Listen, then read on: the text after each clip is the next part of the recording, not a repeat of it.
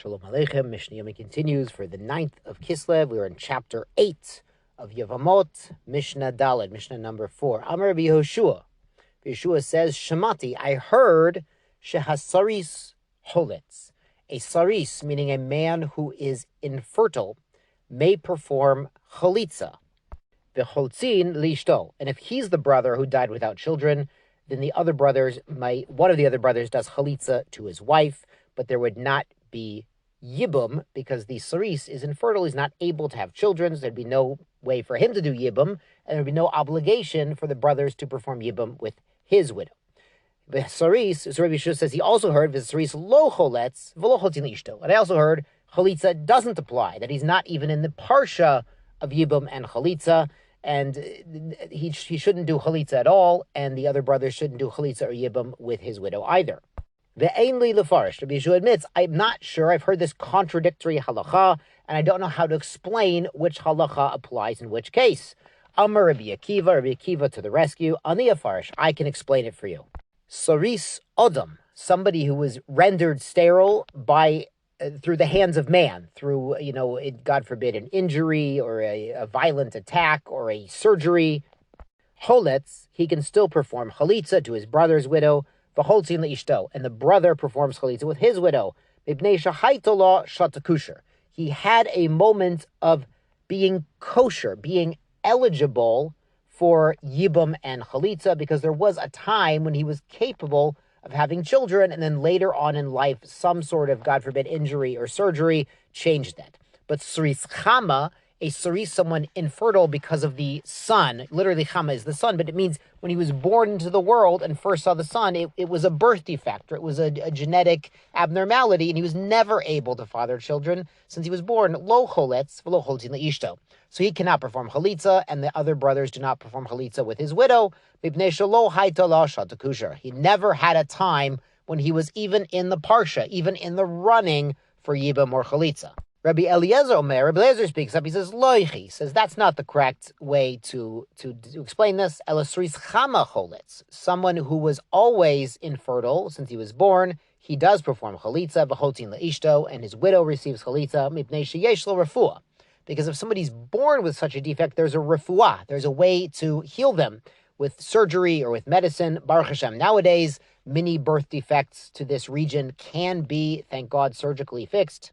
Rabbi Eliezer goes on, Saris Adam lo choletz v'lo choltzin leishto. But somebody who is rendered as saris through human action, he does not perform chalitza. The brother does not perform chalitza with his widow. Mibnei she'ein lo refuah.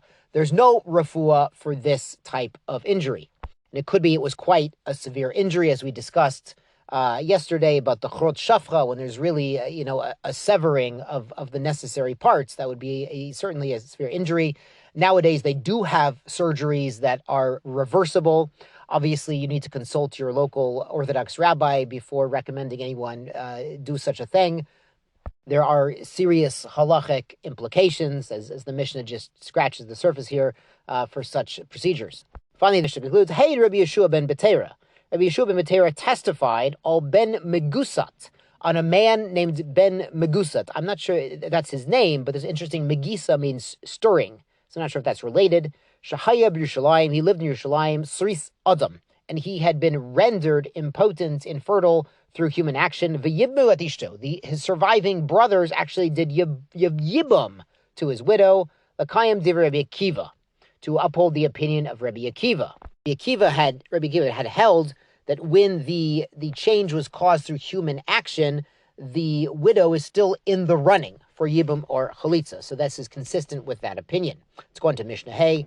Hasoris, someone who's infertile, lo cholitz, may not perform Chalitza, lo miyabim, and not Yibum either. Now remember, the whole point of Yibum is to, God willing, create an heir who's in the ways a stand-in for the deceased brother. So if someone's a saris and he's infertile, he's not biologically capable of doing so.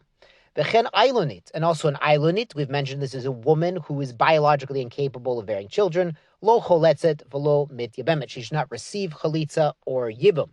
Again, the point of the yibum relationship is to create an offspring, to fill the shoes, as it were, of the departed brother. Mishnah goes on, a saris shacholitz levimto. If a saris does go ahead and do chalitza, even though he's not supposed to, but he didn't ask us before he did it, Lo pisalah. He does not make this woman puzzle from marrying a Kohen. Recall that a Halitza, a woman who received Halitza, can't later marry a Kohen, but this Halitza was not necessary and was meaningless and was not, not really a legal Halitza, so it does not change her status. Ba'alah, but if he has an intimate relationship with her to try to marry her through Yibum, which he cannot do, Pisalah, that does make her incapable of marrying a Kohen. It's considered to be a licentious intimacy because there's no mitzvah of Yibum here because this man is infertile.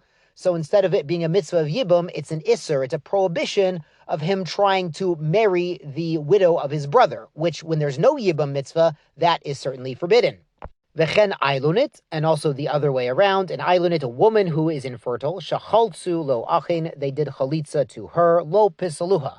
They do not prevent her from later marrying a Kohen. For instance, if the fertile brother then dies or she, became eligible to marry a Kohen, she could still do so. Ba'aluha, if one of the brothers was intimate with her to try to effect a Yibum marriage, psluha, that does make her disqualified from the kahuna, from marrying a Kohen, because again, this act of intimacy was not in the context of the mitzvah of Yibum. With her, with an ailunit, there is no mitzvah of Yibum. Ailunit is actually one of the exceptions that we mentioned in the very first Mishnah, the very first parak, that there's no mitzvah for Yibum, there's no requirement of chalitza either. Yashar kochachem, be well.